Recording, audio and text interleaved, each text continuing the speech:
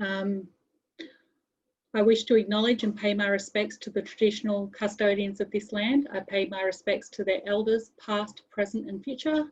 I would also like to extend my respect and acknowledge any Aboriginal and Torres Strait Islander people that might be present tonight. My name's Alison Ferreira. I'm a Regional Service Officer in the Wellington and East Gippsland region. Please turn your mobile phones onto silent or off. Ask questions via the Q&A on the Zoom. And the evaluation survey will be sent out automatically by email after the conclusion of the webinar, and the webinar recording will be available and link will be sent out with certificates of attendance. CPD requirements, you need to actively view for 75% or more of the webinar, complete the evaluation form, and a certificate of attendance will be sent out for CPD self-reporting. Accreditation, this accreditation is a CPD activity under the RACGP CPD program.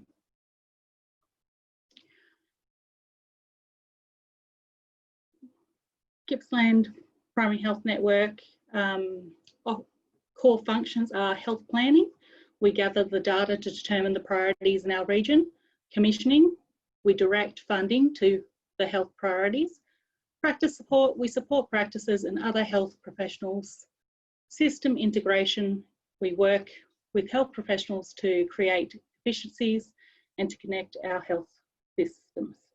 This improves health outcomes and coordination of care through efficiency and effectiveness of health services.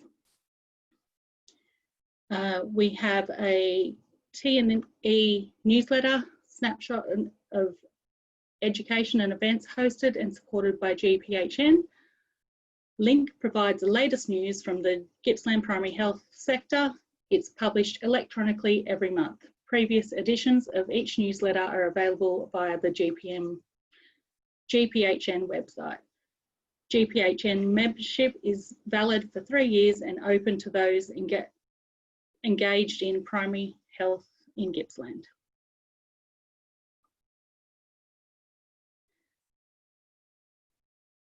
And Gippsland HealthPathways is designed for use during consultation, provide clear and concise guidance for assessments and referral, and is created by local GPs working in partnerships with a range of specialists.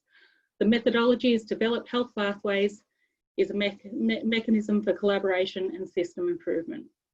Now I'm just going to pause the screen for a moment and add a new share.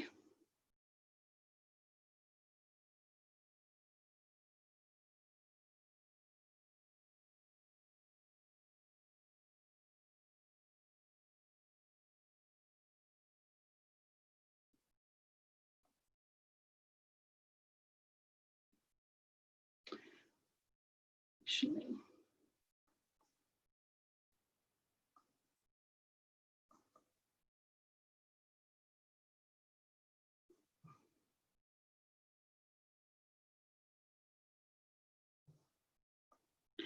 sorry, just a moment, just a technical difficulty there with that.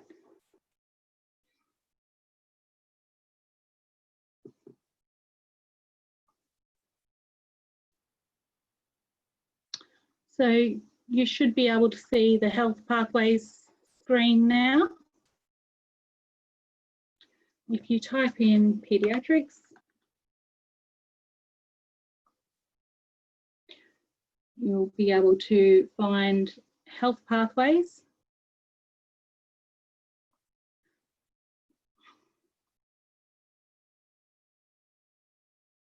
Well, let's go to eczema in children, so to say, and we have HealthPathways set up. I did try to go directly to, and I will see if I can find the pediatric pathway. Actually, apologies for that. I'm having a little bit of technical difficulties with that one tonight. But, oh, there it is. I've opened too many screens. Chronic cough in children. So you can see that the pathways are there and adapted for Gippsland. If you come to a page that has some yellow, it's not adapted yet for the Gippsland region.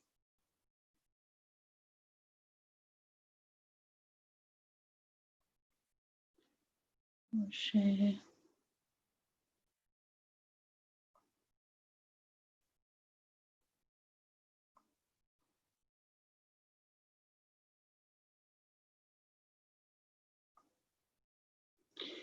And we should just be back to the presentation.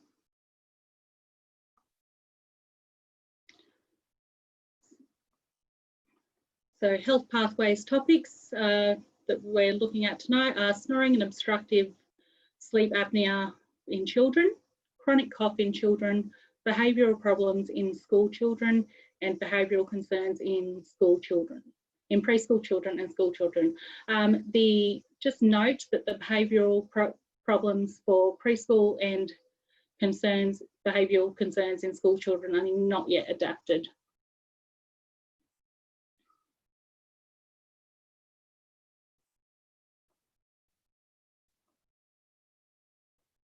We also have available, Gippsland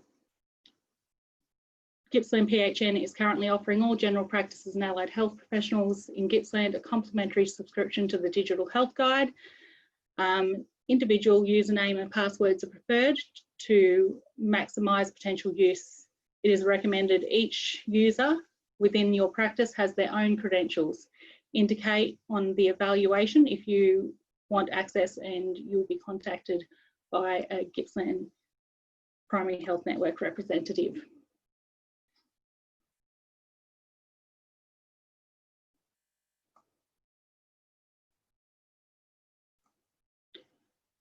This is what the website looks like, and you can search alphabetically by subject or use the name of the app.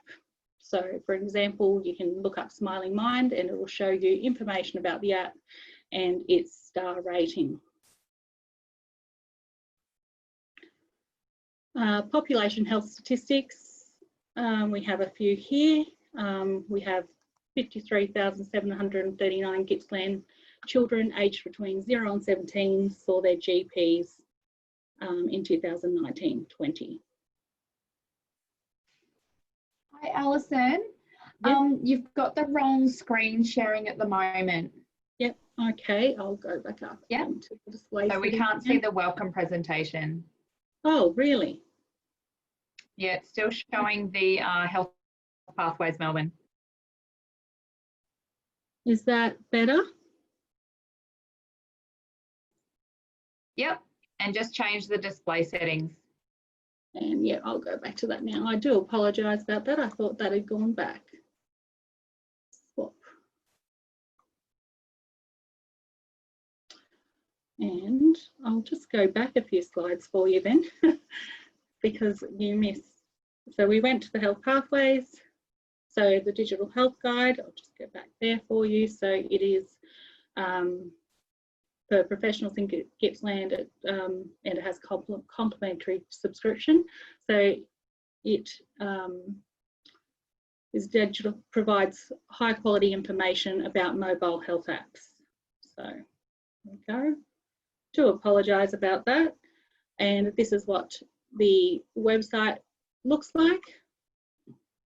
And as I said, if you type in the Smiling Mind, so you can search via app or by alphabetically.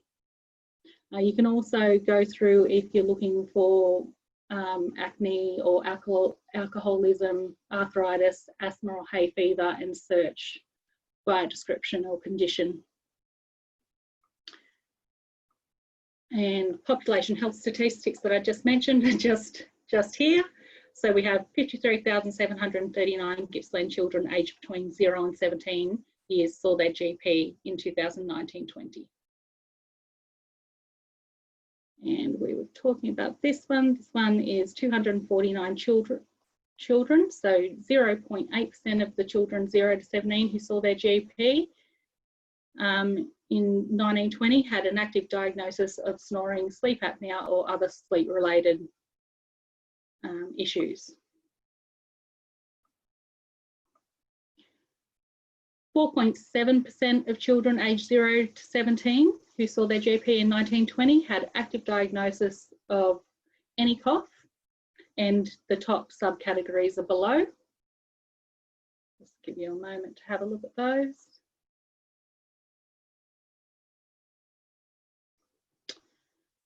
And 5.3% of children 0 to 17 who saw their GP in 1920 had an active diagnosis of a behavioural issue, and the top subcategories are below.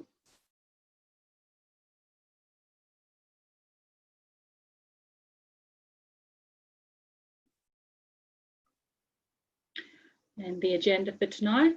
So I'm your host, as we've mentioned. We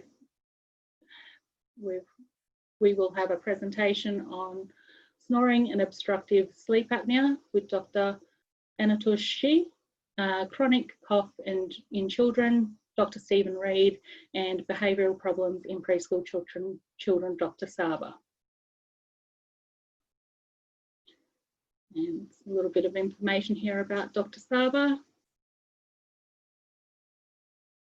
He is the head of Women's and Children's Division at the Sale Hospital and works closely with Safer Care Victoria and has a delivery of evidence-based care in all children in our region. Dr. Stephen Reid was born in South Africa, where he completed his primary medical degree and paediatric training. His medical interests include neonatology and paediatric cardiology, but has practiced in regional settings, so it's experienced in a wide range of general paediatrics. And Dr. Shi has joined the paediatric department at CGH with years of experience both in Australia and abroad. He is especially interested in behavioural and developmental paediatrics. Thank you. Now I'm going to stop my share and turn off my video and introduce Dr. Saba.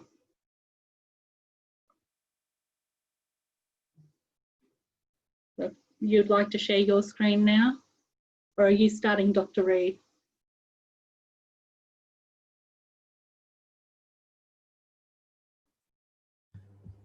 So yeah, I think this is Dr. Stephen Reid speaking. I'll probably start the program. I'm on call and I've got a little bub to check in on up in the special care nursery. So if you guys are happy for us to swap it around a bit, that'd be great. Is that okay? Yep, that's fine. Perfect. Just give me 1 second. All righty, are you seeing the screen at the moment? Everybody seeing that? Not yet. Okay, just give me a sec. Back to full screen, share screen, there we go. You seeing that at the moment? Yes. All righty. And then if you... Yeah, the system's just got a little bit of a delay, but you should be seeing that. You're seeing the full presentation. Yes. Great stuff. All righty, guys. So welcome. As you've heard, I'm Dr. Stephen Reid, and I'll be starting with chronic cough in children, which, just to sort of start with, so what is chronic cough in children? And by definition, that would be said as a persistent daily cough lasting 4 or more weeks. And I think probably in pediatrics, we're used to that definition, but there is sort of a different opinion on this. And maybe just to specify, so the specific definition to say it's a cough of more than 4 weeks is based upon consensus guidelines from the American College of Chest Physicians and the Thoracic Society of Australia and New Zealand that's come to that conclusion. The British Thoracic Society utilises a threshold of 8 weeks duration, which is the same that potentially you might be used to in adults. And there is even some articles that would refer to sort of a category sort of in between, which they'll refer to a cough that's lasting more than 3 weeks, but not quite 8 weeks. So there is a bit of different definitions for what exactly is chronic cough. But for the purposes of tonight, we'll be using the 4-week guideline, and that's the same guideline that you'll have on your primary health network guidelines and sets of information. So is this a common problem? So the prevalence varies a little bit, and probably the studies that have been done have been hard to do, and that's because parents reporting of cough might vary, sort of differences between preschool age children versus primary school age children in different settings. There's been studies showing a difference between the reporting between, for example, maybe people living in urban areas, maybe versus people living in more rural or regional areas. So it's hard to get an exact number, but it is estimated that probably anything between 10 to 20% of preschool and primary school age children present with cough. The burden of cough can be quite substantial, so it causes a lot of distress for parents. So it puts a load on the children and the parents. And parents often seek recurrent consultations until the child's cough resolves, and I'm sure everybody present tonight could testify to that. And just an interesting study that I came across is that there was actually an Australian multi-centre study done that said 75, or came to the conclusion that 75% of parents sought more than five or more doctor visits, and even 14% of parents were seeking up to 15 or more consultations for their child's cough. So just illustrating exactly how common this problem is, and surely on day-to-day practice, especially probably in the winter months, it's a really common concern and complaint. So probably next thing to consider would be, well, what are the causes? And surely everybody would agree that the causes could be quite wide and broad. So don't get too distressed when you see the next slide. So that's essentially, and that's obviously not presenting well, but I think that's a little bit purposeful. So it just illustrates, this is extracted from UpToDate. If you look at a list of causes of chronic cough in children, the list is quite extensive. Obviously, the main causes would be seen as pulmonary or respiratory causes, but there's a fairly extensive list of non-pulmonary or extrapulmonary causes as well, which could include cardiac diseases, ear diseases, lists of medications, and even to sort of psychosomatic and psychological causes of cough. So it can actually present a bit of a hairy situation if you presented with this patient coughing for a significant amount of time and trying to figure out where is this cough coming from, and looking at that sort of differential diagnosis list can be quite overwhelming. So it's just a nightmare essentially if you need to think about lists.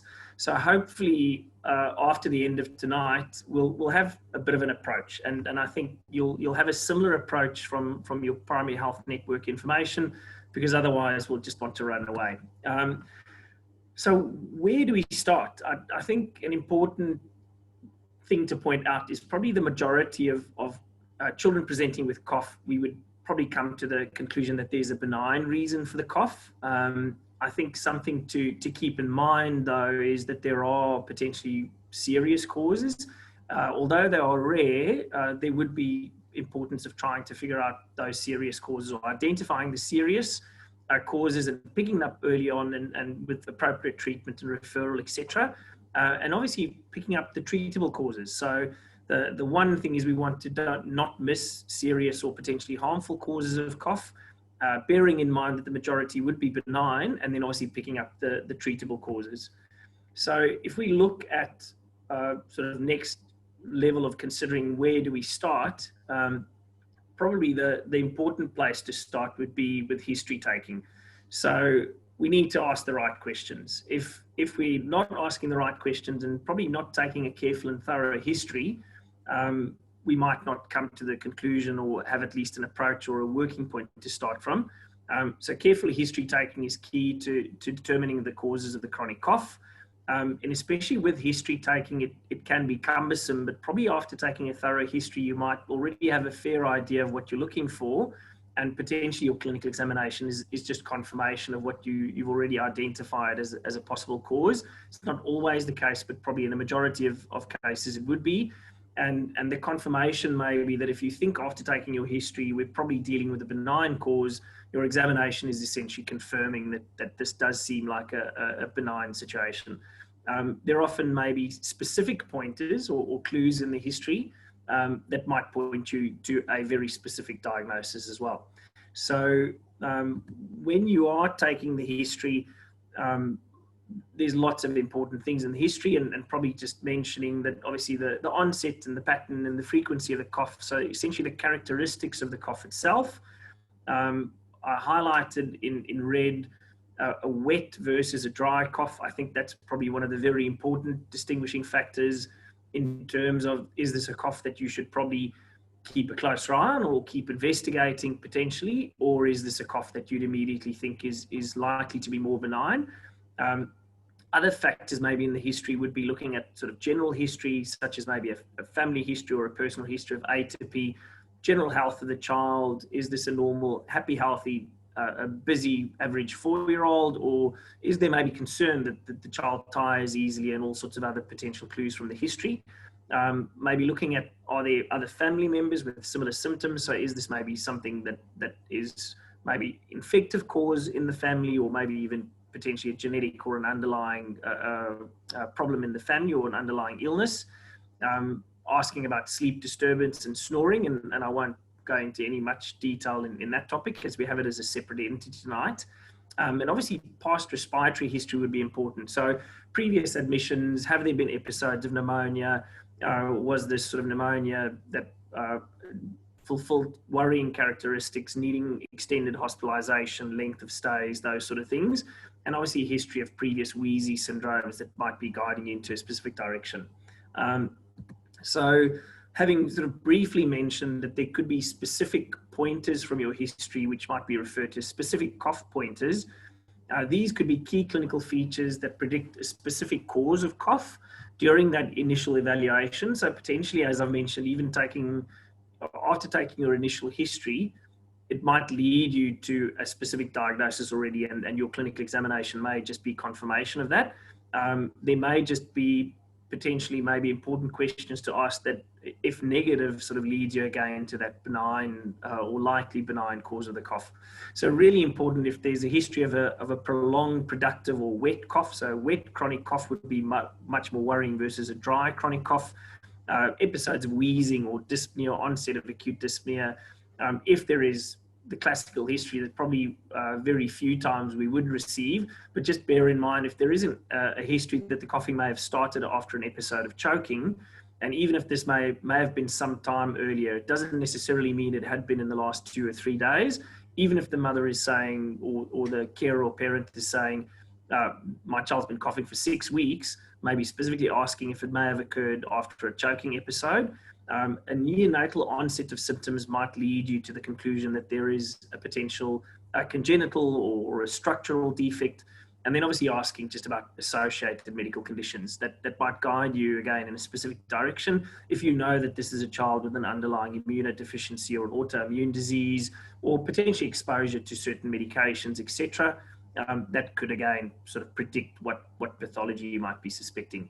And just mentioning at the very bottom there to say, even if there's a suspicion of that. So if you've got a history of recurrent serious admissions for pneumonia, that would lead you to say, well, is there maybe something wrong with this child's immune system? So just general further history would be important. Sort of tracking further along the actual history taking. A medication history is important, and probably that will pop up with your general history taking as well. But maybe if this is a child that has been exposed to chemotherapy, even though it may be some time ago, that could lead to lung disease as well. Certain medications could cause interstitial lung disease.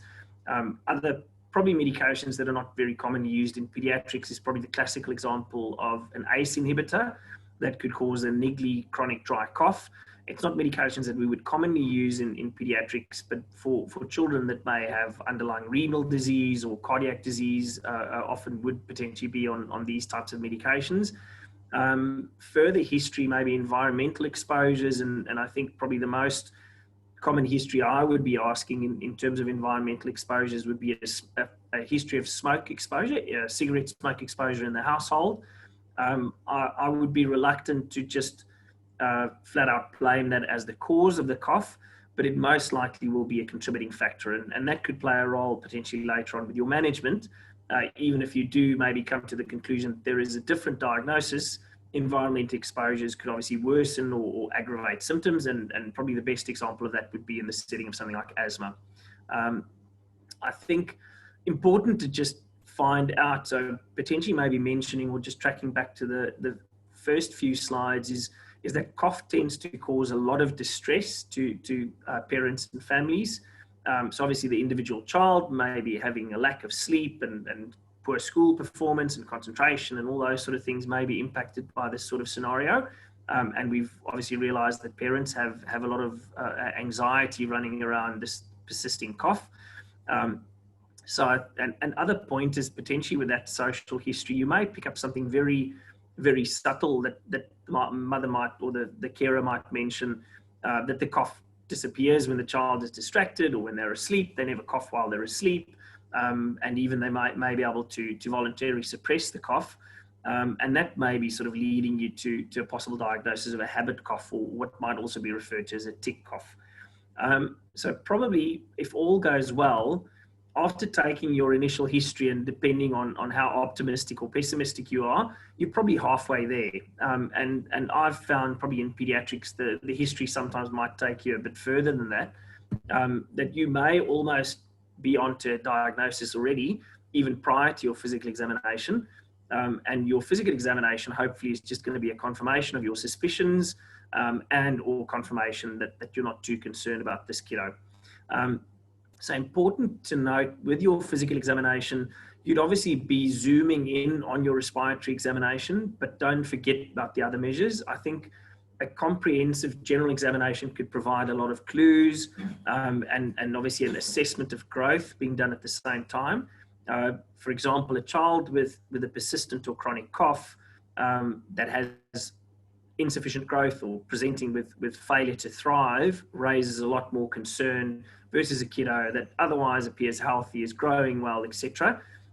So an assessment of growth would be really important to see, if possible, how this child has been tracking in terms of their growth. But if there's even no previous records of anything like that, just a static growth measurement can also provide a little bit of information, especially comparing weight for height and BMI and those sorts of ratios. Further information to be gained from the general examination may provide clues like things like clubbing and extreme situations, things like cyanosis, but even subtle things to say maybe there's signs of eczema or an atopic looking skin rash, and there may be all sorts of clues during that general examination. So respiratory examination would be your priority, but don't forget about doing a thorough examination. So just mention sort of a couple of really standout worrying signs to look out for specifically. And obviously failure to thrive, or maybe poor or suboptimal growth, which it may be probably referred to more these days. Clubbing, cyanosis, pallor, all those sort of general assessments would be very worrying, indicating probably a significantly ill child. Organomegaly in the form of an enlarged liver or spleen could sometimes just be because of hyperinflation, but it could be a sign of a more serious underlying illness.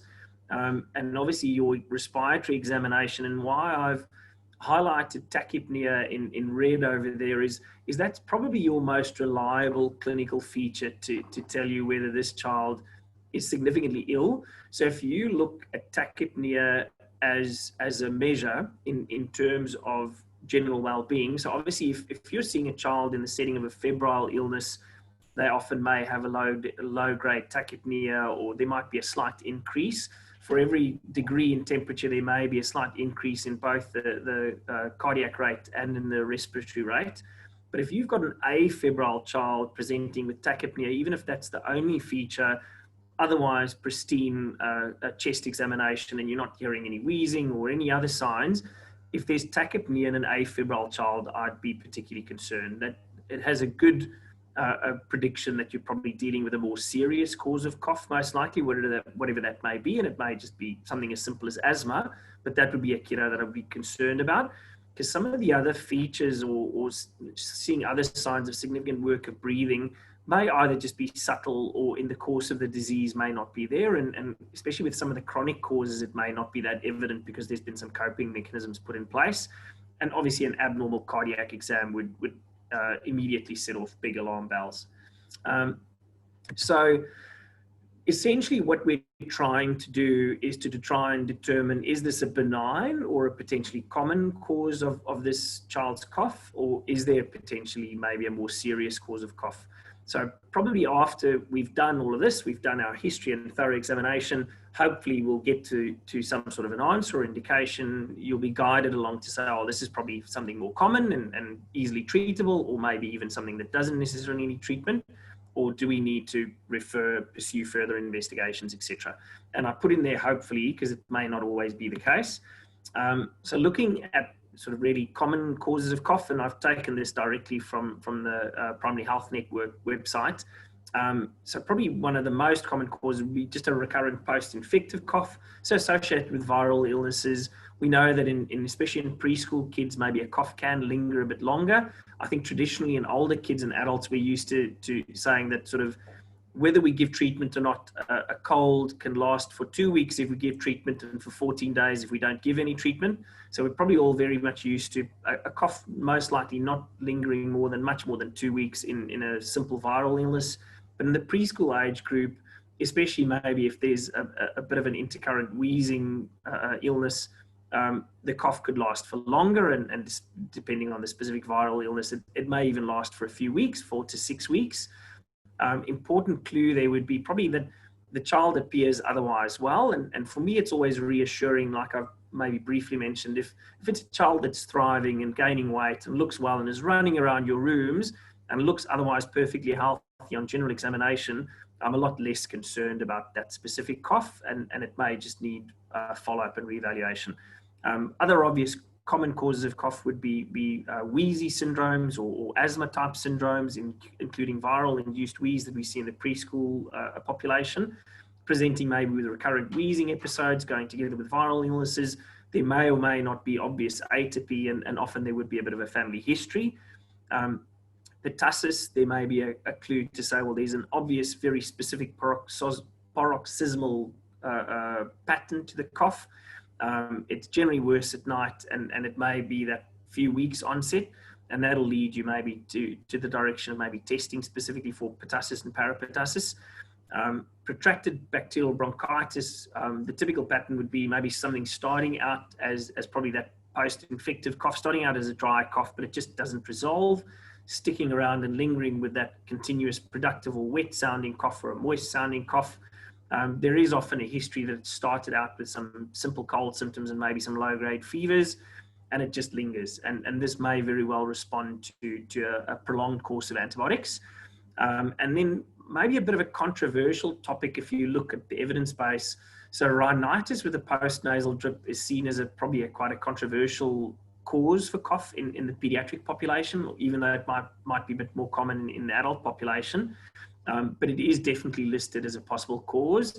I think it may get blamed potentially easily and relatively quickly for an unexplained cough. And that's probably where it would be important. If you decide to say, well, that's what we think is going on, we're going to perform a trial of treatment, probably the most important thing, without just blaming it on a continuous post-nasal drip, would be to confirm that just got a reminder for time. So I'm almost through. So just to check in whether you've had your expected response. And habit cough there's a fairly classical history, and I might just move on in terms of that. Habit cough would also be probably more a diagnosis of exclusion than be a first tier. The really serious causes, I think we've sort of covered some of those. Early onset would be a clue to a potential congenital abnormality, maybe inhaled foreign bodies, a choking episode. If there's obvious poor growth and finger clubbing and so on, that might lead you to have concern about things like bronchiectasis and cystic fibrosis. Primary ciliary dyskinesia, just a bit of an odd clue. If you've got dextrocardia or maybe potentially complete situs inversus, that there's a really strong association with primary ciliary dyskinesia. And obviously sort of other concerning features, weight loss and organomegaly. Tuberculosis coming from South Africa, I think not as common in Australia, but with immigration patterns, etc. If there is a potential exposure, that'll always be on your list for a chronic cough, and especially in the setting of poor weight gain and or weight loss. In terms of investigations, just to cover that really quickly, if I look at the Australian guidelines and especially to your primary health network guidelines, there's very strict criteria probably when to consider a chest x-ray. And I think that's probably more from the perspective that we just don't jump to x-rays without sort of thinking things through, I would probably say. We don't want to expose kids to unnecessary radiation if we don't have to. So there's a fairly well laid out set of criteria that you can find on the PHN network.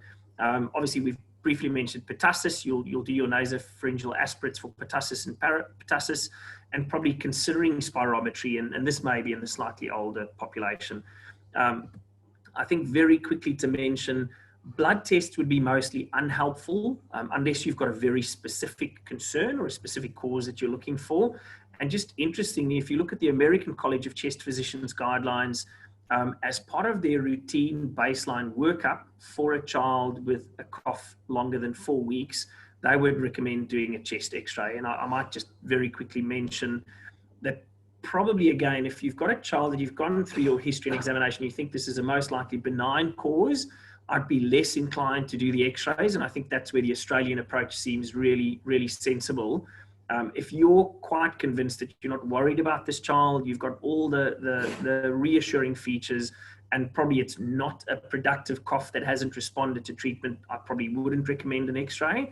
If you're concerned and there is sort of ongoing concerns about a productive, prolonged or chronic cough, you might be more inclined to do an x-ray. Management, I'm not going to go into management much. Your management will be obviously targeted towards your specific cause. I think important to note is for most patients with a dry cough and no specific pointers or red flag features, if I can put it that way, the first step is likely a period of watchful waiting with reassessment in 2 to 4 weeks. And that's even in the setting of saying, maybe we think there's a postnasal drip. If you come to that conclusion, maybe provide appropriate treatment, reassess in 2 to 4 weeks. If it's not working, start right at the beginning of your assessment and think again. There may be another underlying cause. So when to refer: immediate pediatric referrals for obviously seriously ill children, and I might sort of just skip across that just for the underlying causes. This is a kid that you're very worried about. The number to call for your referrals, obviously in this area, would be to speak to the Central Gibson Health pediatrician on call at that number. And there's a pediatrician on call 24 hours. And that would be for any child that you have any immediate concerns over. If you've got potentially deciding between maybe not an immediate referral, but probably an urgent or even a routine referral, depending on what your concerns are.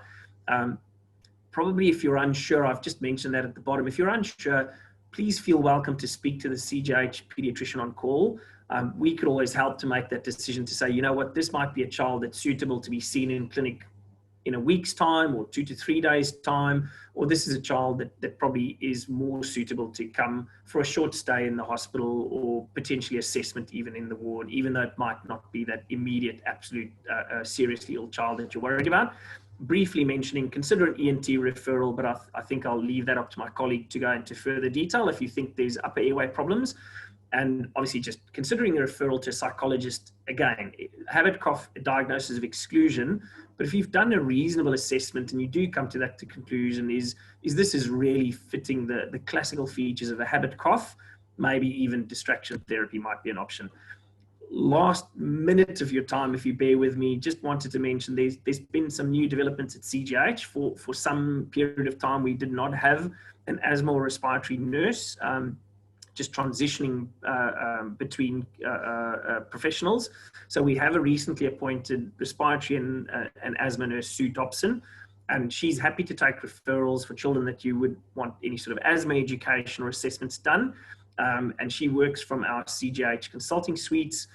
Please send all referrals that you want to make directly to Sue to the CGHS intake. And then something else that I'm fairly excited about, we're just sort of getting off the ground a pediatric asthma or respiratory clinic starting here.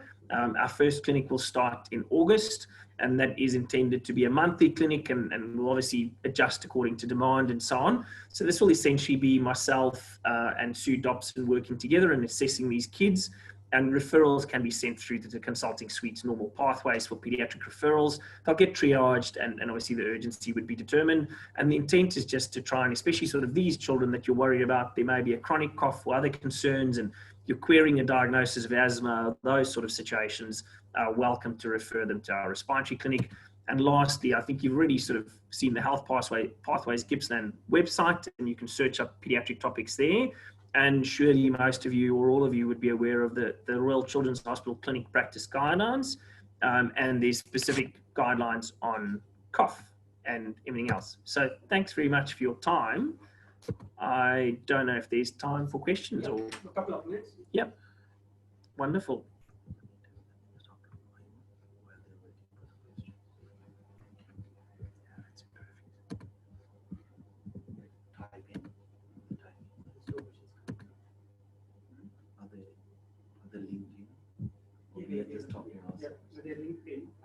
So if you guys want to ask questions, you can ask, or if you want to type them through the chat box, please feel free to do. We'll give another minute for Stefan, otherwise then we'll move on to Dr. Anitosh's presentation.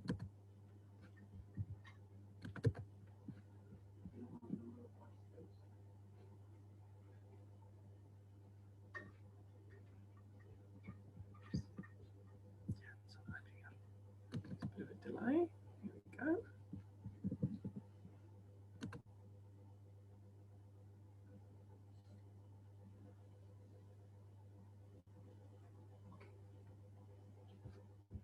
It's popping up.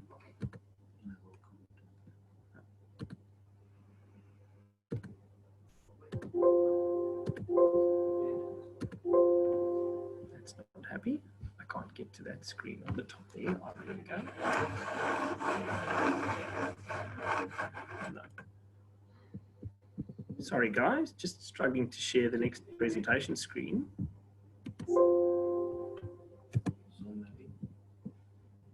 Let's see, just stop sharing and try again. Nope, not happy with yours. There we go.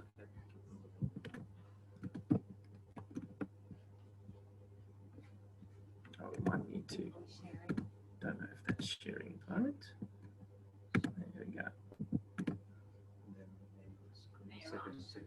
Yeah. Should be. Oh, it's not giving me that. Why is it doing that? Okay, so they have actually stopped one of the media. Can we get rid of the media slide? Yeah, we can. We have to. This There's one? another option. Yeah. So if you just go. Just go out of all of those.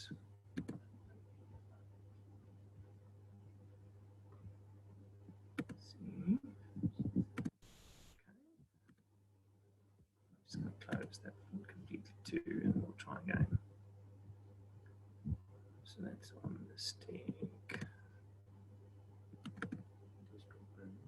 You can just delete one slide.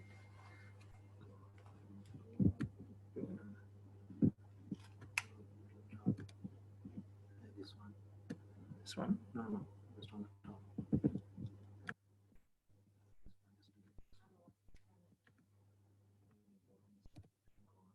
Gone.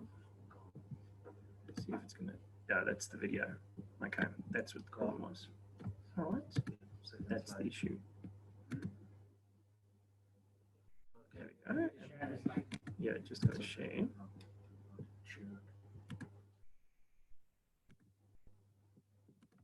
Get out of the way. Good. Thank you. I don't know whether anybody still awake or not. So you are okay. Good. Great, Dr. Saba. Now, if you just go to display settings at the top and click on that, you can just change so we don't see your notes, and it'll just be the display screen. How do I do that? Yeah, right up there. Just at the top. Yeah, let me fix that. Yeah. It's just over there, display settings.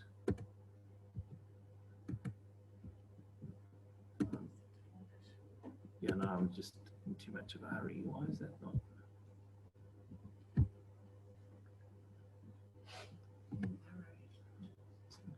Maybe. Yeah, see if we can exit that. Just infinitely. There we go. Do we just want to swap Yeah, presentation that's the view? one. Yep. And then that should give you the right view. Is that better? No. Swap to the wrong screen. Oh.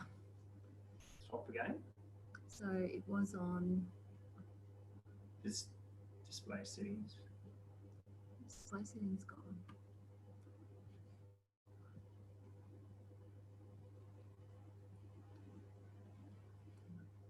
Some more options.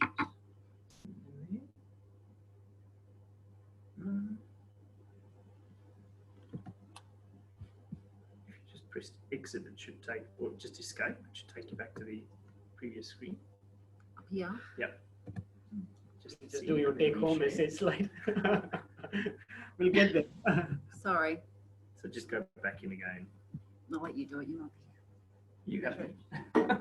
Sorry, Natasha, lean over you. So that's right. Let me just say share screen. Where's our share screen now? It's your slides.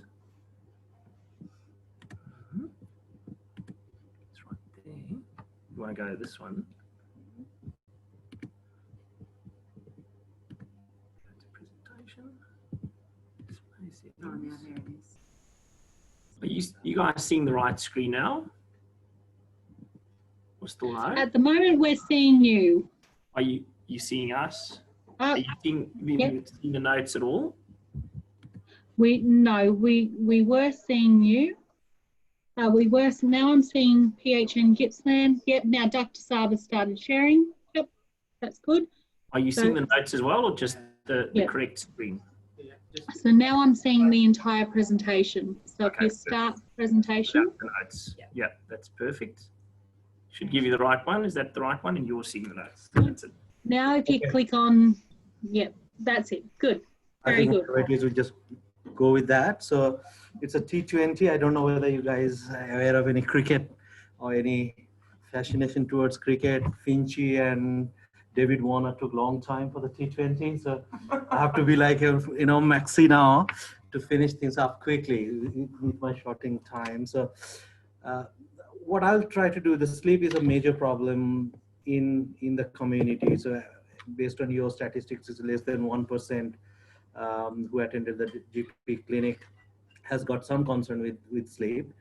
1/3 of our time we spend in sleeping, and there are a lot of other problems, not only just obstructive sleep apnea, but we'll focus entirely on snoring and obstructive sleep apnea, how we can manage. So we just focus on the main issues, what at the community level, at the primary care level, how we can actually deal with that, and how we can actually provide some sort of help to the community as a whole. So start with the take-home message while our brain is quite fresh. So snoring is quite common, but it should not be regarded as normal all the time. So there may be some milder symptoms, but doesn't always mean it's normal. Obstructive sleep apnea, also known as sleep disordered breathing, has an adverse impact on the sleep quality, daytime functioning, and more importantly, cardiovascular health. Quite often it's unrecognized because the impact usually can be seen only in the later part of life. So, and symptoms of obstructive sleep apnea should be sought in any child with enlarged tonsils or disturbed or unrefreshing sleep. And adenotonsillectomy usually is effective in children with a strong history of enlarged tonsils in particular. And there are treatment options available, medical treatment available, not always the surgical options. So we need to explore that options and try to kind of treat accordingly. Gippsland has pretty much the similar kind of percentage. 1 to 5% of the children has got some sort of obstructive sleep apnea, which is quite a common scenario. And it has got important implications for the learning, behavior, and cardiovascular system, health, as I said. And obesity, which is increasing in our society, obviously overweight and obesity, it does increase the risk of obstructive sleep apnea, affecting up to 50% of the overweight and obese children. Allergic rhinitis is the commonest cause. Nearly 40% of the children is actually commonest condition in pediatric population across the board, and 40% of the children do have allergic rhinitis, quite often unrecognized, under-recognized, which can benefit of regular treatment. We'll talk about that in a minute. And most common cause of obstructive sleep apnea in childhood is obviously enlarged tonsils and adenoids. Obesity is increasingly more common. Other rare but significant problems may be muscle weakness, hypotonia, and craniofacial abnormalities, including retroagnathia. Usually those things are picked up well in advance with either tertiary or a pediatric clinic before even come to know to the primary care settings. Important thing about obstructive sleep apnea, once upon a time it was considered to be a benign situation, but with increasing time we come to know the hypertension is quite common and it can continue to be in adulthood. Left ventricle and right ventricular wall thickness has been identified with the echo. We don't really know the impact of that. Particularly, we know that with the treatment with adenodectomy and tonsillectomy, it can be reversed. So there is a strong argument in favor of tonsillectomy that it can actually potentially reduce the future potential cardiovascular impact. Important information from the pediatric point of view is obviously behavioral pediatrics is behavioral problems are quite common. Dr. Sava is going to talk towards the slogovers, but what we do know that 18% of the obstructive sleep apnea, kids with OSA, they actually the lowest 10% of the grade, and they get benefit out of the tonsillectomy. So their grades improved as well. There's a one UK study that have actually demonstrated that. So it's quite important aspect to remember. Failure to thrive is not uncommon as well in the context of OSA. So if somebody is obese, doesn't mean that he hasn't got OSA. So it's a mixed bag. So kids with obesity can have OSA, and also the OSA can lead into failure to thrive. So you can have all over the place in the growth chart. Some of the features can increase the likelihood of OSA, particularly the snoring, the severity, the loudness, particularly if it is more than 3 nights a week. Difficulty in breathing while asleep, like choking episode, gasping in breathing, pause of breathing is quite important, and daytime mouth breathing, particularly if it is observed by the class teachers or other daycare staff, and sleeping in the odd daytime hours is also important as well. So how to evaluate? So important thing is, as like any other medical conditions, focused history, examination, and some specific investigation. These are the hallmark of diagnosing. So history, snoring is very important. So no snoring, no way. So you can pretty much confidently say that a snoring is quite a significant symptoms. Although it's not 100% true, but it is very important, particularly the labored breathing. So focused examinations of the chest, including the presence of Harrison sulci or prominent or pectus excavatum. These are the factors that can actually help you to identify that. Secondary bed waiting is also important factors. Daytime attention, behavioral difficulties, learning difficulties, can't really focus on the task. Quite common symptoms in pediatric population. Always look for the sleep at the same in that context. How the sleeping? Either ask specifically about the snoring. Quite often they may say, "Oh, I don't really know." Inquire a little bit more about that. I think that's good idea. Daytime sleepiness in pediatric population is less common, is much more common in adult populations. So hyperactivity, impulsivity, these are all actually, on the other hand, in much more common in pediatric population. Adenoid facies is quite important. Open mouth, tented in angle of mouth is dropping. This is not uncommon, particularly in untreated cases. You can obviously look for that, and obviously examination. You can hear some transmitted sound as well. Obviously, adenoid facies is an examination finding, but I just wanted to kind of give you a clue before you come to the examination. These are the things what will give you some sort of impression. Always plot the growth chart. As I said, it can be obese, it can be failure to thrive. Plot the BMI, look for the dysmorphism, particularly the midfacial hypoplasia and retrognathia that can be associated with some significant airway compromise. Mallampati score is quite important. I'll talk about that. It's the way to predict the intubation risk, but that can also be a part of the regular examination. And tonsillar size can also predict the future possibility of likely OSA, but it's not 100% accurate. Nasal examination is quite important. If you can just use at least the otoscope, or if you don't have the rhinoscope, at least use the otoscope and look at the turbinate. If there is an hypertrophy or any nasal polyp, you might be able to kind of see that one. Cardiovascular system examination wise, look at the blood pressure, loud P2 saturations, and ECG. If you have to do that one, that's quite good. As you can see, based on the score, the higher the score is, you probably can't see the airway. It's just a simple clinical examination. Ask the person to kind of open up mouth and then say as much as you can, and what the airway you can actually see gives you a score system level 1 to 4. Obviously the higher the number, the more difficulty in the endotracheal intubation. That's how it was originally started, to predict the severity or difficulty in intubation. But we can actually use, higher the score is, the more likelihood then there'll be OSA. So tonsillar size is important. Less than 25% in size 0, 25% is +1, and then 50% of the dimension is obviously +2, and then nearly kissing tonsils, what we normally call, is +4. Obviously quite significant airway obstruction is predicted. If you have any doubt about the clinical examination alone, you can request for lateral X-ray in neck. We try to avoid doing that when the pediatric settings, unless it's absolutely necessary, because we don't really want to overuse the X-rays. Any X-ray of the neck increases the future risk of thyroid cancer. So obviously you have to be very careful what we use, what we don't. If there is any other alternative option, we try to avoid doing that one. Next set in the arbitrarium is obviously the sleep questionnaire and tools.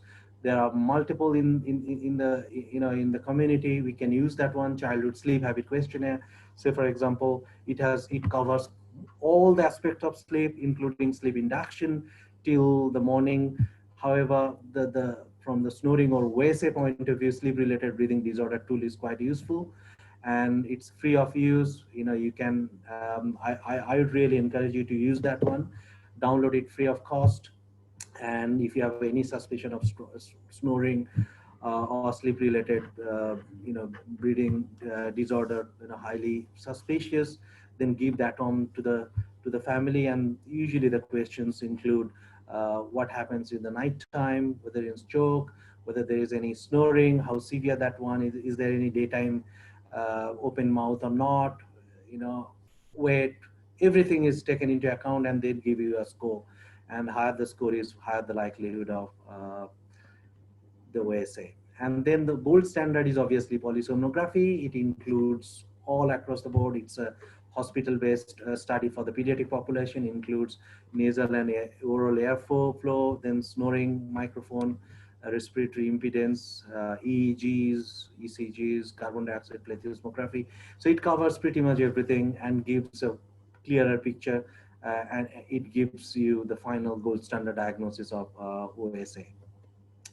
However, if that facilities is not available, which is the main problem because of long waiting time and need for the hospital admission for the billing purpose for the pediatric population, another alternative option is obviously overnight pulse oximetry, just monitoring the saturations overnight, and you can use that sort of data and use the McGill score, which means that more than 4% drop of the saturation or desaturations marking. And if the cluster more than 5 desaturations within half an hour time, that is quite positive. And interesting fact about this is that when the pulse oximetry test is positive, it gives you very high predictive value, nearly 98, almost 100%, the likelihood of obstructive sleep apnea. Negative test does not rule out. So if you admit somebody with the overnight pulse oximetry, if the test is positive, it's positive. And if it is negative, it still cannot rule out. That's the take-home message from here. And allergic rhinitis, as I said, most common clinical condition in pediatric population. So always in snoring or when you are suspecting obstructive sleep apnea, think this as a possibility and try to treat with chronic inhaled corticosteroid or combined antihistamines at least for 6 months before you can even consider referral, particularly in the mild to moderate degree of cases. If there's a strong history or the more severe cases, obviously that's a different story altogether. The reason being, in 6 months of time with this use of medication, many children is actually do get better and they don't need any surgery in the long run.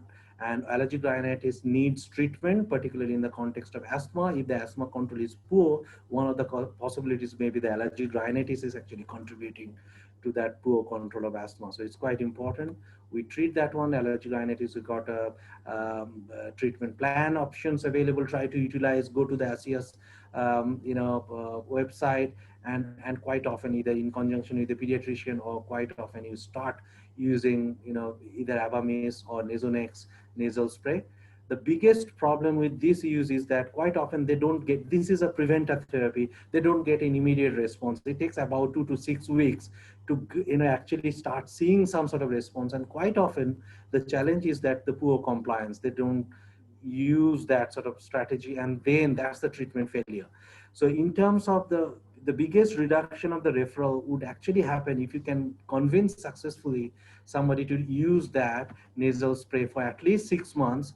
Your reduction of referral would be significant. And the best challenge in terms of, or the best ways to win over is that you give some practical strategies like keep the inhaler next to the brush.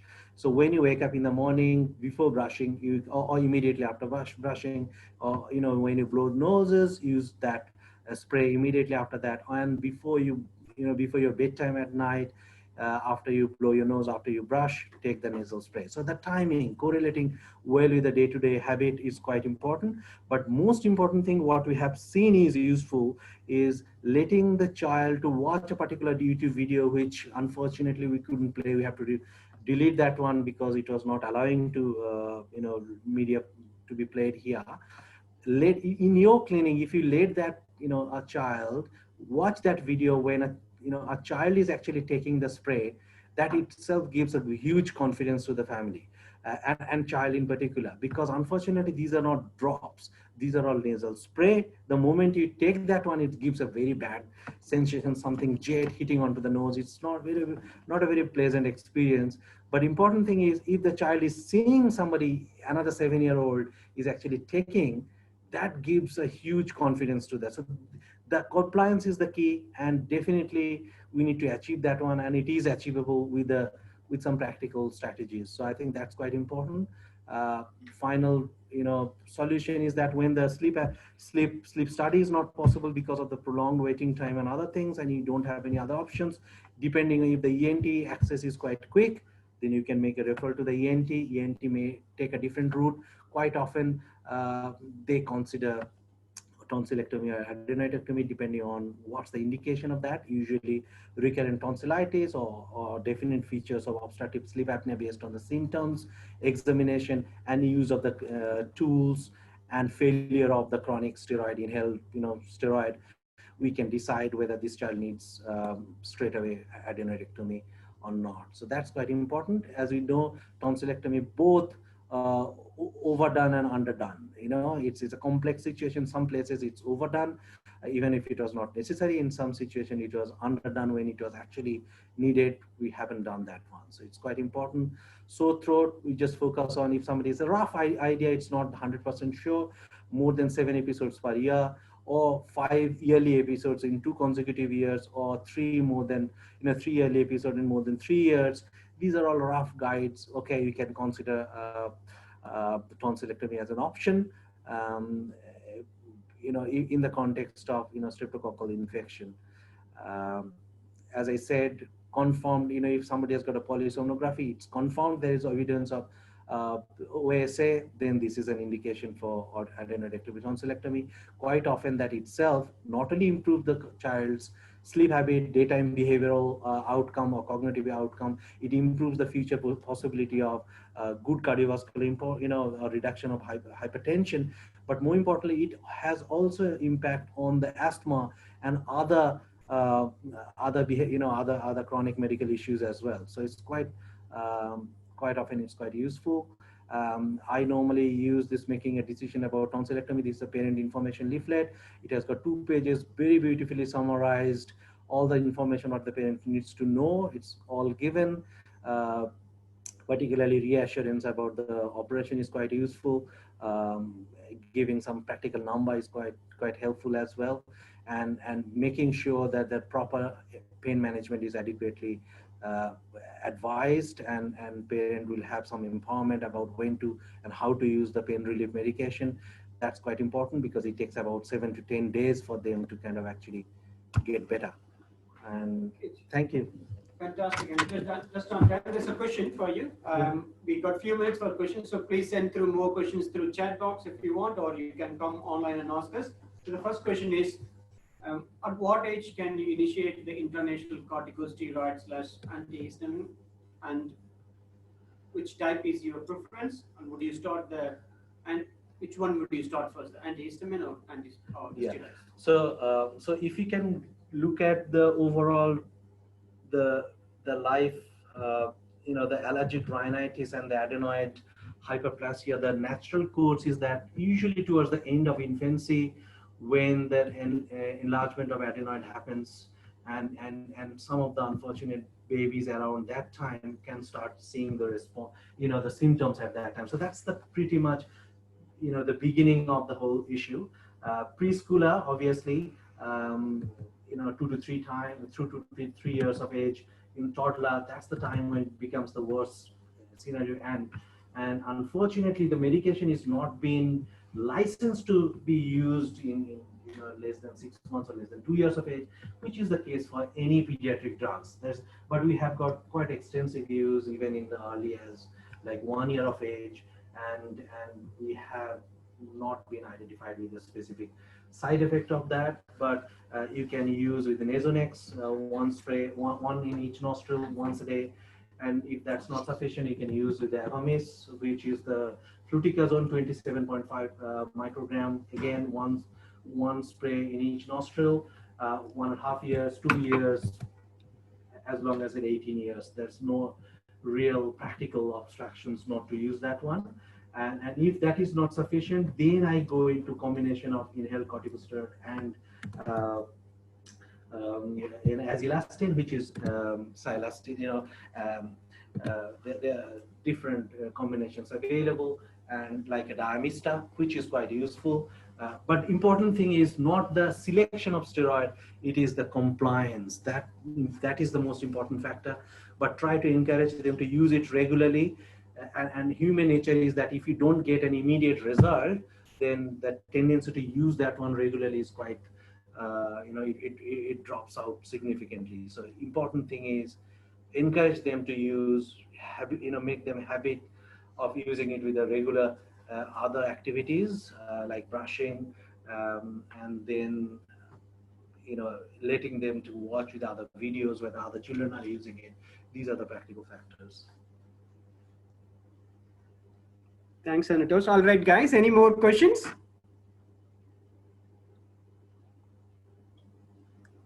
Great, then if it's okay, we will move on to the final presentation of the day. I think we've got about 30 minutes or so. About the presentation should last about 25 minutes, and then I'll leave the last 5 minutes for any questions. Thank you all for joining. Challenging behavior in children is probably the common referral that we receive in our outpatient setting. It's probably the common referral any community pediatrician receive in any part of developed world.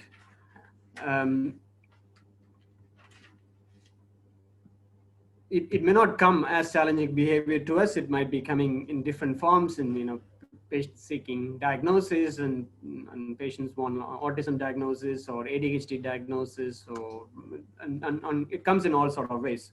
So my hope is over the next 20-25 minutes is we will look into some of the numbers, and the focus is going to be predominantly on the preschool age group, but the fundamentals can be applied in any age group. We'll try to differentiate between what's the normal behavior with the problem behavior and when does it become a disorder. And one of the most common or probably the most common diagnosis comes out of a challenging behavior consultation is oppositional defiant disorder. So we will look into it.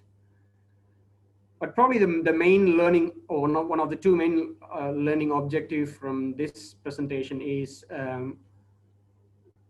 looking at a child with challenging behavior and understanding the challenging behavior and using a problem-focused approach when we are devising support for the family and the child. And then we will look into a three-layered management approach, more specifically what type of local support services that can be that is available and that can be linked up with the family for their support. Now,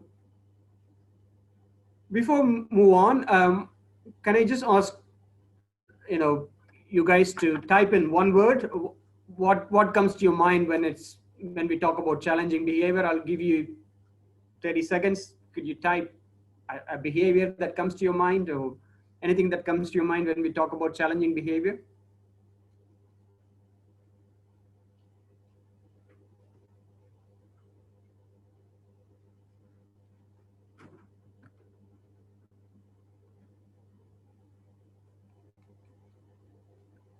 You guys can still hear me?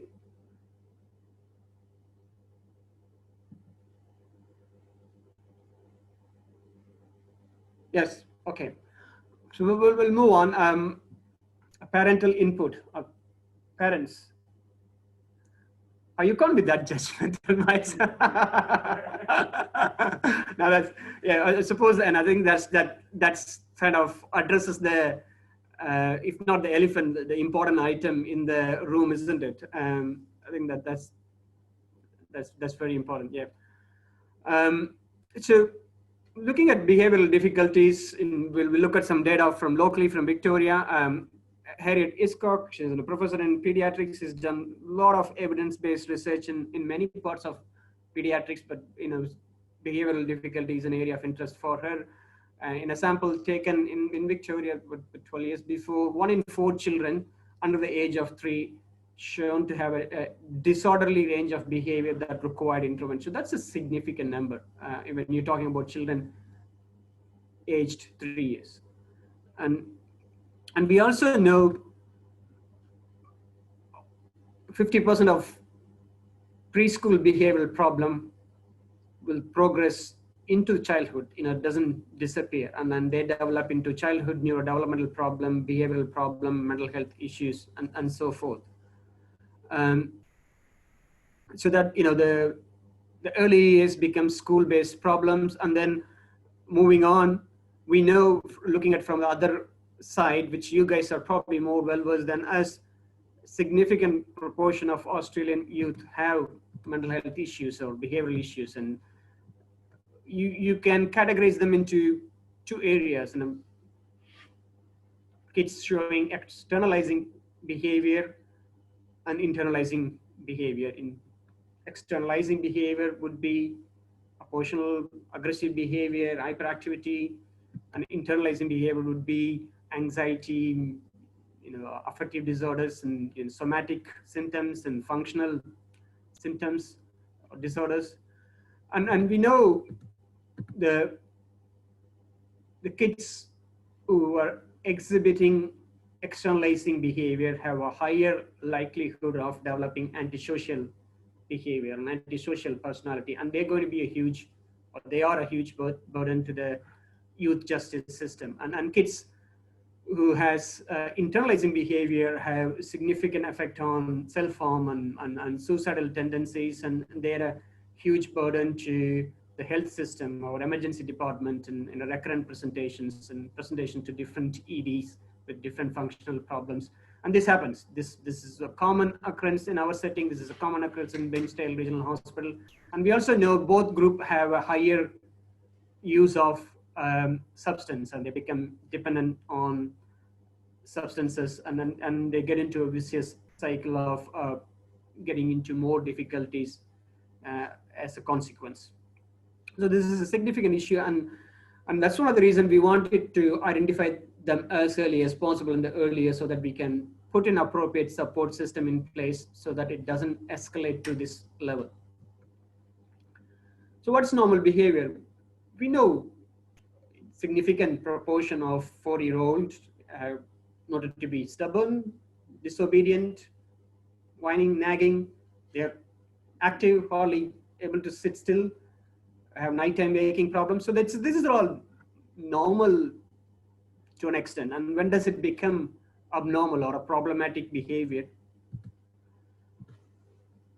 So the Canadian joint statement is an excellent read between Psychiatric and the Pediatric Society. They group the problem behavior or behavior into 3 dimensions. One is non-compliance or disobedience.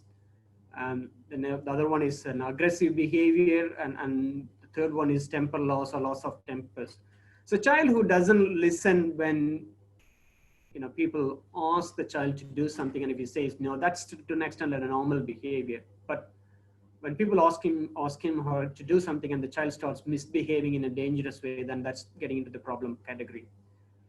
And child who is aggressive when upset, angry, hungry, or when frustrated, that's again to an extent a normal behavior as a part of the developmental process. But child using aggression as a mean to get things done, then it becomes into the problematic category.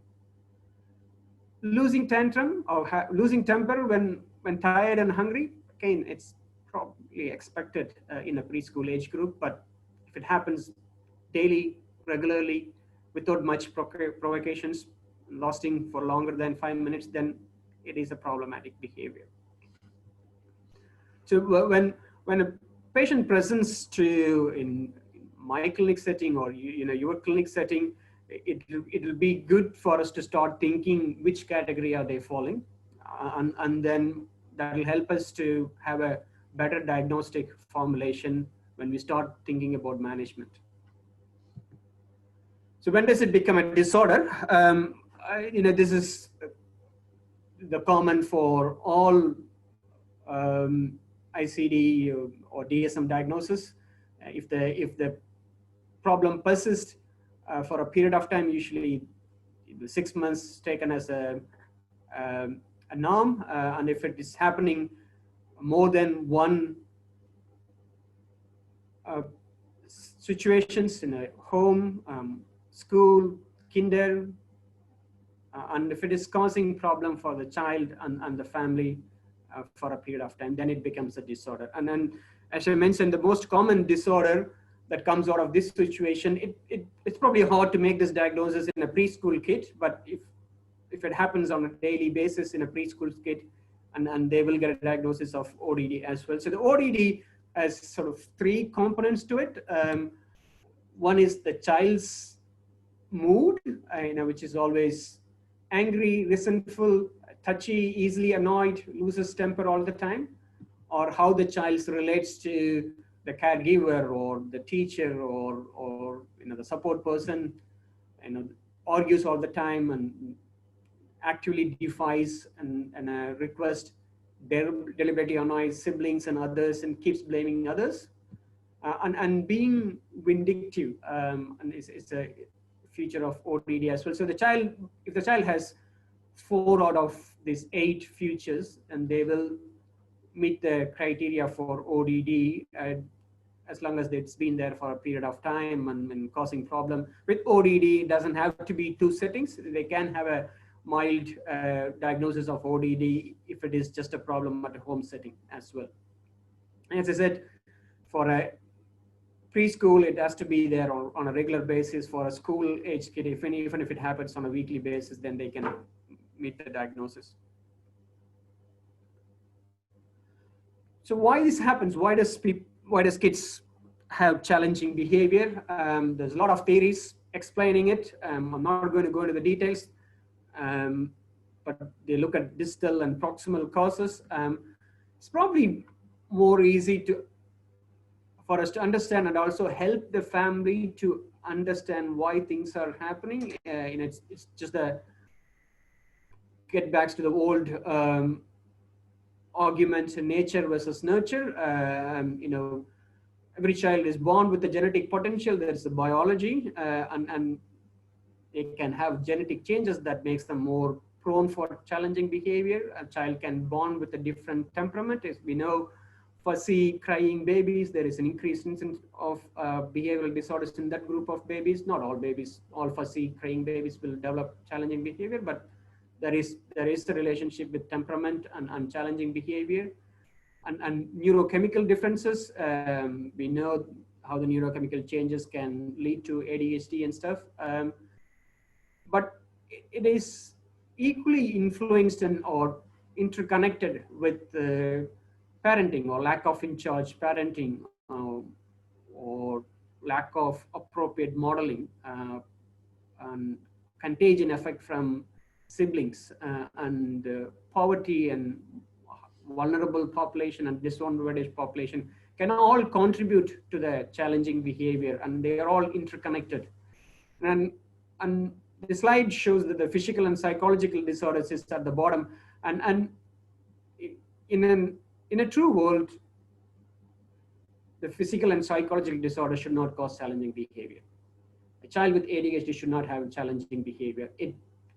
They just have a very narrow margin of error, and they're not supported adequately with their deficit or disability, and there is a issue in understanding them, and that's what causes challenging behavior, which I will go into detail over the next few slides. And we know, as shown in the previous slide, kids with challenging behavior will have associated disorder in any way, changing from 20 to 60% depending upon which population the studies and the numbers are taken. And then most common challenge disorder would be on the top one, the ADHD, ODD, CD. It's almost like a continuum. Kids might just have a mild attentive deficit disorder to an ADHD, and almost 40 to 50% might have ODD, and some of them will have conduct disorder when they start destroying things and stuff. So with that background in mind, we'll move on to the next part of the presentation, which is the problem-focused approach, which is basically understanding the challenging behavior, and that will help us as clinicians to guide the family to develop their management plan. One of the classic mistake that we all make is we are more amenable for the transference from the family, and the family bring all the problem, and we get into a situation where we're trying to sort everything out. I think it's important from the start to acknowledge the problem, and agree that things needs to be addressed, but it comes down to the family to work on a collaborative manner with us and with support agencies to create a plan to manage and support the child with challenging behavior. So the model which I'm trying to use more recently is called KID model, and it comes from the website that I quoted below, KID Central. It's run by a group of psychologists based in Adelaide, and then they've been kind enough to open up a free 1-year membership for all the professionals in our region in following the bushfire incident. So that made me interested in have a look at the website, and then there's a lot of useful information over there. So the KID model stands for knowledge gap, incentive imbalance, and distress decoding. So a child with challenging behavior, especially the preschool age group, has a gap in their knowledge. And what type of knowledge we'll see in the next slide. And most of the kids with knowledge gap is also compounded by an incentive imbalance and our inability, when I say the parents' inability to read the distress and then understand when the child is in distress. So that the incentive and distress decoding is there in almost all situations, but there is a basic knowledge gap that is present in that particular child that leads to challenging behavior. So knowledge gap can be grouped into 4 different categories. It might to do with their cognitive ability in this preschool age group that may be just speech and language delay or a disorder or which causes communication problems, problem with their ability to focus and concentration, problem with attention and memory, knowledge gap in emotions, their inability to read others' emotions, their inability to understand their own emotions, their inability to connect through emotions. Physical knowledge gap, not necessarily a physical disability, but coordination problem, hearing issues or sensory issues that makes them hard to be in such and sudden noisy conditions, and visual issues. And the fourth category are social issues, their inability to connect with others and inability to understand others' needs and or others' communication in a social interaction situation. So these deficits can occur in a child without needing to meet a diagnosis of a language disorder or a speech disorder or a social communication disorder or an autistic spectrum disorder or an emotional issues or a physical disability. So any child can, in the normal category, can have a gap in these four groups, and that can lead to challenging behavior. This so just going to quickly go through, you can see a cognitive knowledge gap. If they're not able to communicate properly, they will use anger as a mode, and then that will come out as a challenging behavior. And if they can't focus, they can get easily distraction that can cause challenging behavior. If they have problem with remembering things, they will lie, and that's a challenging behavior. And if they don't understand the cause and effect, they will use aggression more, and that's a challenging behavior. Similarly, emotional knowledge gap, if they can't recognize themselves getting irritated, they will get more angry. And if they are not aware of others' emotions, they will be disrespectful. If they are frustrated and overwhelmed, they will lie. And so similar in social skills gap, if they're not aware of impact on others, they will use anger. If they're not aware of others' needs, they will not follow instructions. And if they can't relate to others in a positive way, they will lie or use an annoying behavior as a challenging, as a coping mechanism. And if they don't have conflict resolution, basic conflict resolution skills, they will use aggression as a mode of getting things. So you can see though the gap is in different categories, but when you look at the challenging behaviors in all the slides, in it's all anger, lying, aggression, disrespectful, and it comes down to, it's almost like a common, all the streams leading to the same river and same way of challenging behavior. So more we can understand the knowledge gap, the easy for us to help the family to formulate a management plan for the child. So this in addition with incentive imbalance, and we know kids get accidental reward. Kids does silly things and people initially start laughing, and then the kids understands this is a play and a reward, and kids will continue to misbehave. And kids cries for some things or snatches things, and people give away easily, and kids will continue to use that wrong mechanism to get things done.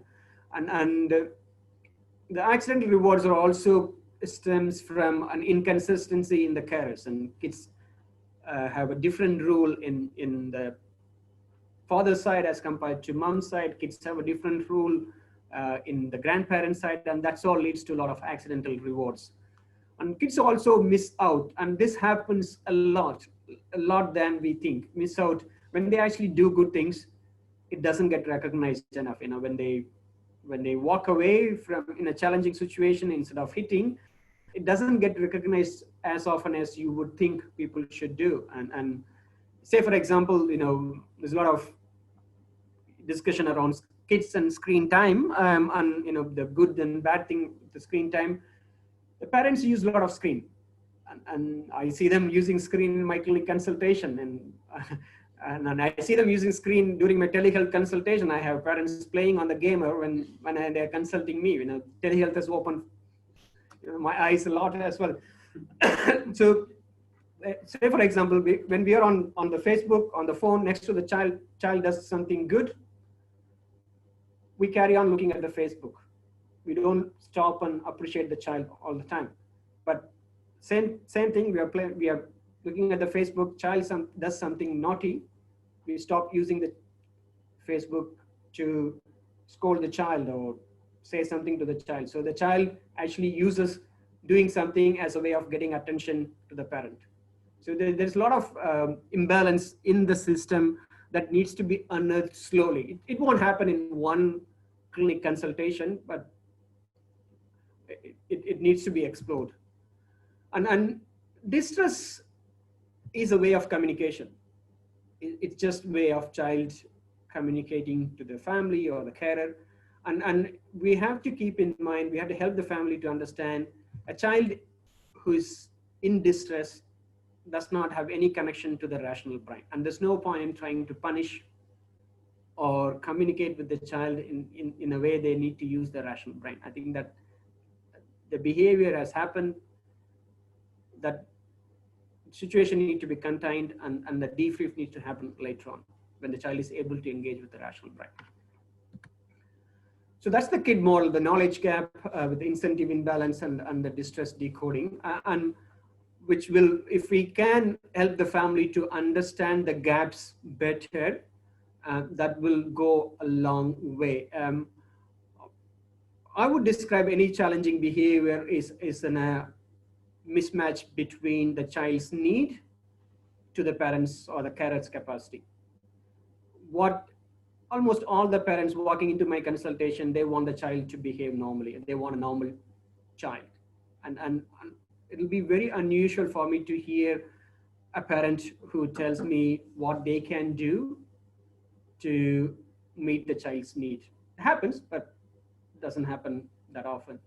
So it should be more of what can we do to meet the child's need, rather than I want a diagnosis of autism, I want a diagnosis of ADHD, I want a diagnosis of X, Y, Z, and that just gets the family in the wrong direction. I think if we recognize or help the family to understand and look into the knowledge gap and see how they can fill the gap, that will help us a long way with our consultation as well, to guide them with the diagnosis, formulation, and management plan, rather than getting sucked into their behavior of seeking a diagnosis. The diagnosis doesn't do anything. I see it a lot, very often, a child with a diagnosis of autism, seeing therapist, nothing happens, and they come back again and again because they've seen such therapists or X person or that specialist. Nothing has changed. The problem is still there because we haven't done a proper diagnostic formulation. We are all at fault, and we are at fault. The system is at fault, but we need to change. And I think I hope this gives us a platform for us to change.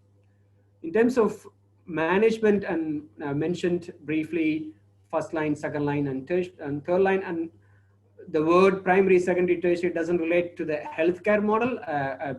Primary is the first line management, which is what needed in most of the kids, and few kids need secondary, and very few kids need tertiary level information. So what is primary or first line management is just basic health promotion material, and listening to the families and helping them to guide them into right places where they can get some useful basic health promotion information. And if we can all do that consistently, and that will be a start. In the Royal Children's Hospital Kids Health Info, it's an excellent place with a lot of fact sheets.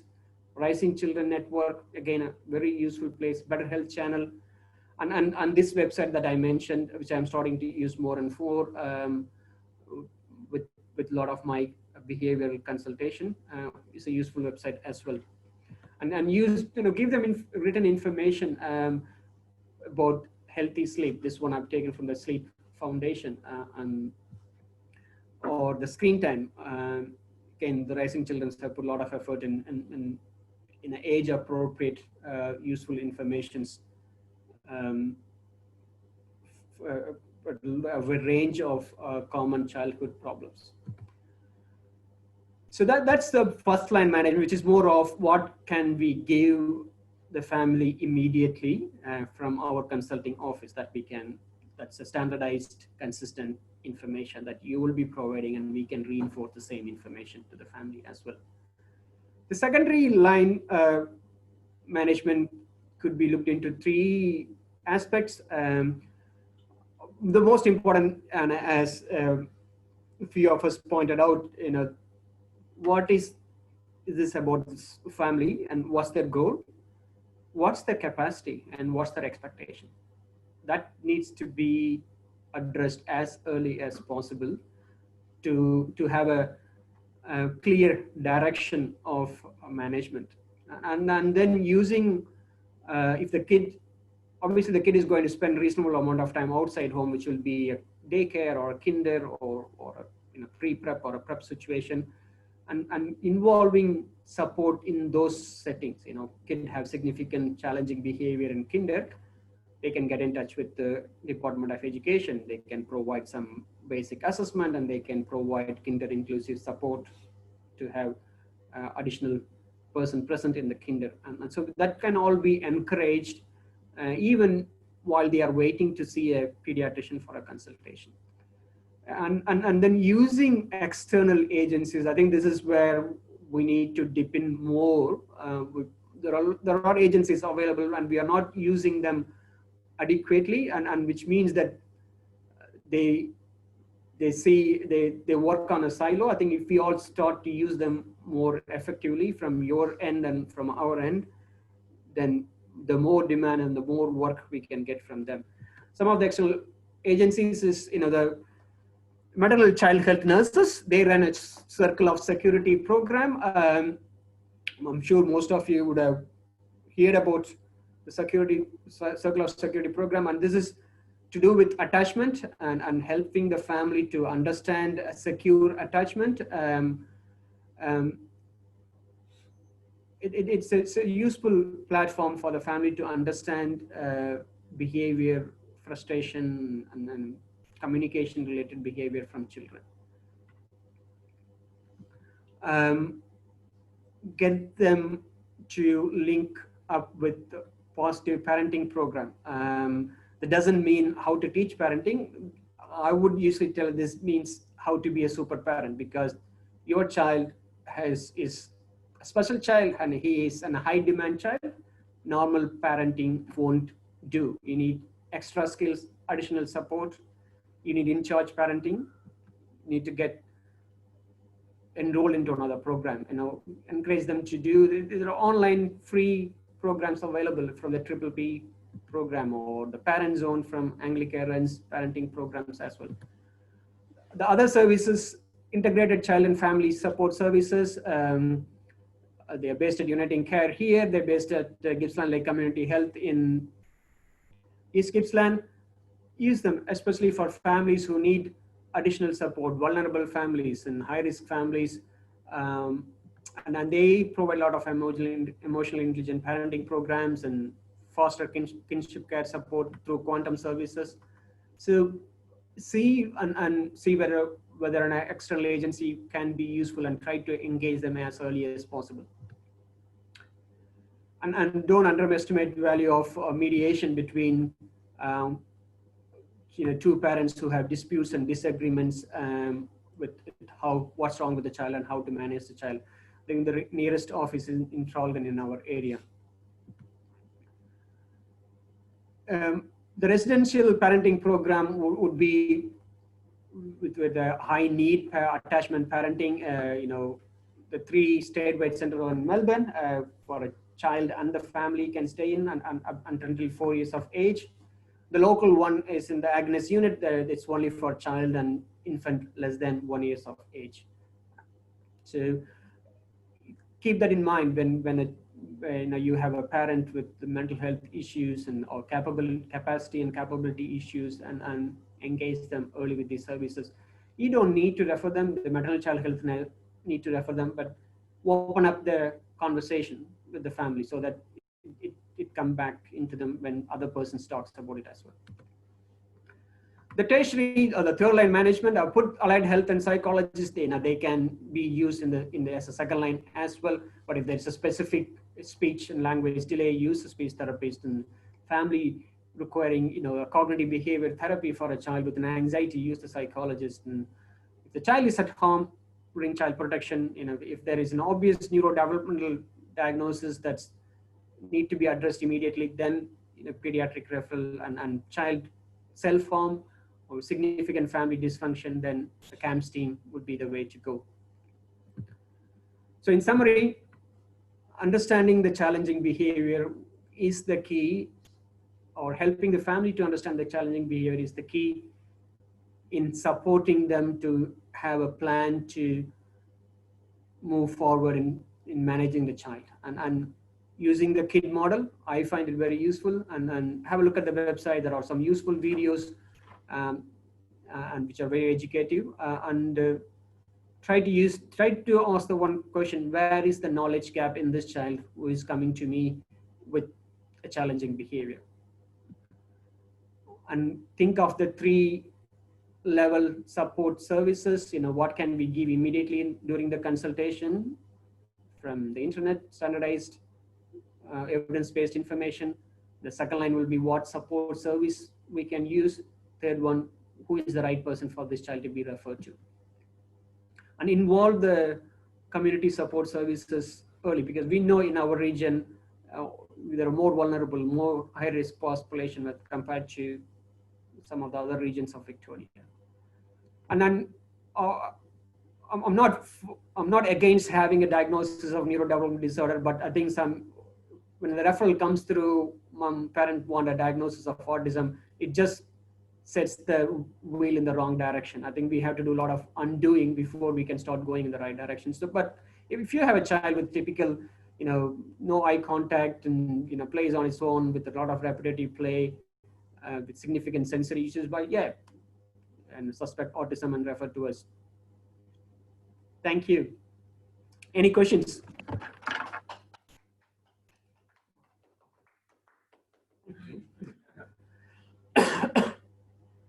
So there's a question: how long it takes for a mother and infant who needs admission can be admitted at Agnes unit, as my previous experience is not pleasant. And it is a tricky situation now with the COVID in place.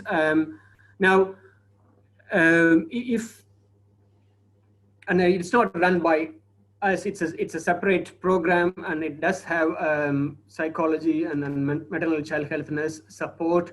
The best person to involve in this situation is involve your local maternal child health nurse. They can speak to the Agnes unit and explain the situation, because the maternal child health nurses know a lot about the families, and they probably know a lot more than what you as a general practitioner know about the family. So they will be a good source good support person to be in your team when you're dealing with the family with the challenging behavior.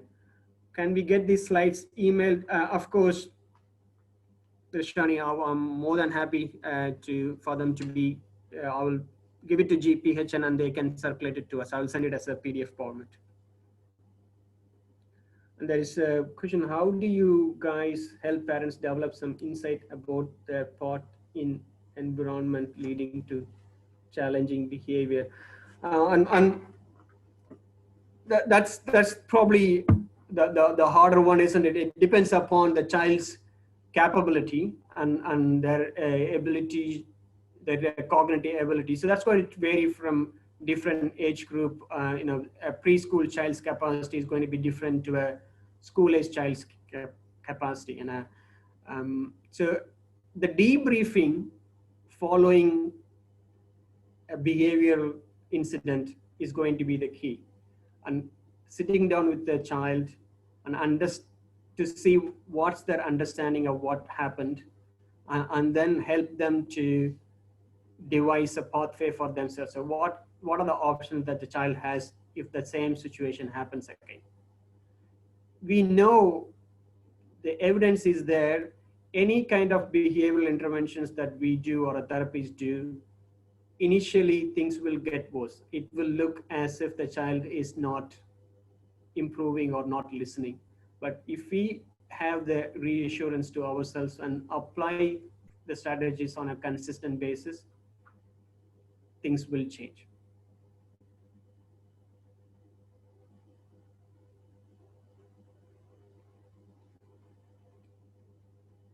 Any more questions?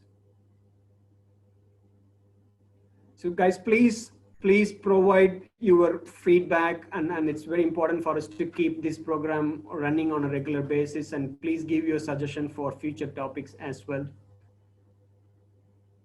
Alison, do you want to step in? Yeah, thank you very much. So just summing up, so you can visit Child Health on the HealthPathways website.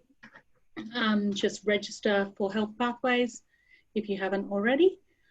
We have talked about snoring and obstruction sleep apnea, chronic cough in children, behaviour problems in preschool children.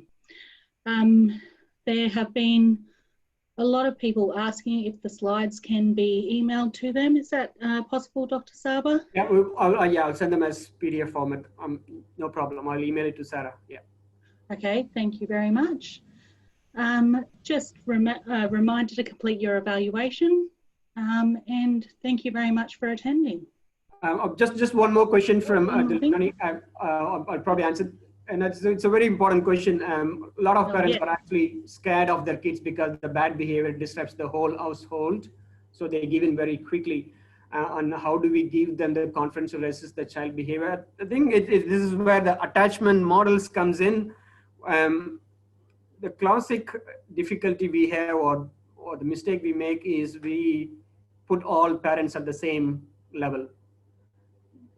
There's a lot of issues or support that needs to be provided for the parent themselves, and it's important they're linked up with right support services. And as I said, it's not going to be in one-off consultation that you can fix these issues. But if we understand where is the gap in the child and where is the gap in the family, and then try to do one step at a time. It's also important. Families come with a big list of things that need to be sorted out, but we need to help them to say, okay, let's focus on, the 3 most important things that we need to sort out. And then out of the 3, we'll take one thing. Let's focus on that first thing, and then we'll move on to the second thing. I think that consistency model, if we all try to do the same consistent model, then that will help the family as well. Thank you. Are there any further questions just before we finish up?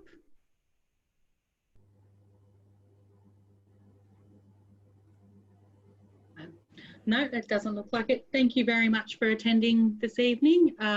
The webinar has been recorded. Sorry. Yes, Alison, there's one more question has come. There is one more, yes. It's good, I love it. And this question for Dr. Anitosh. If a child has some grade 1 to 2 tonsillar enlargement, but family doesn't want surgery unless absolutely necessary, can they have PSG first before consideration for surgery? Yes is the answer. Yes is the answer. Obviously, it's going to be a bit tricky during the COVID time, but we'll see. We just need to see how that fits into the new normal.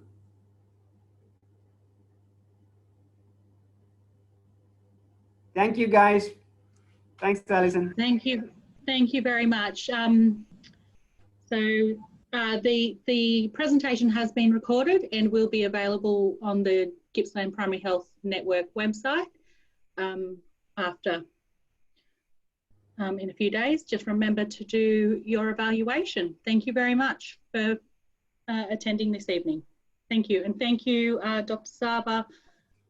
Thanks. Prue is our coordinator here at Monash, and she's helped us to set this thing on this side. And thank you all, Jenny, Sarah, Alison, thank you all. And I will email the PDF format for the presentation. You can circulate them through, and hopefully the feedback will help us to keep doing this on a regular basis. Thank you very much.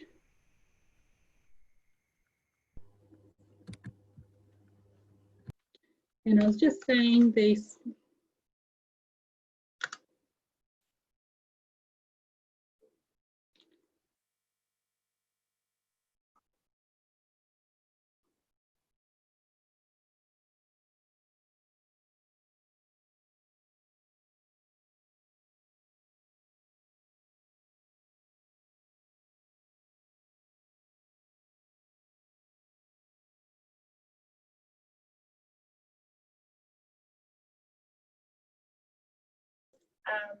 You know, there's so many Psalms where David's like, God, search my heart, God, show me Sarah these speaking. things, God, reveal.